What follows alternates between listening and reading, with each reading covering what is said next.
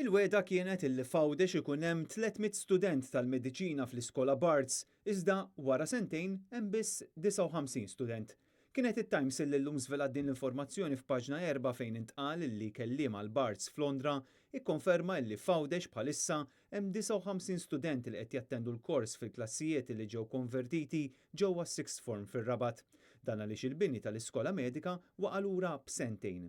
Huwa evidenti li anke l-interess taż-żgħażagħ li jitlu għal korsijiet waqa' lura dan hekk kif fit-tieni sena, is-sena li ninsabu fiha, daħlu biss 19 student ġdid.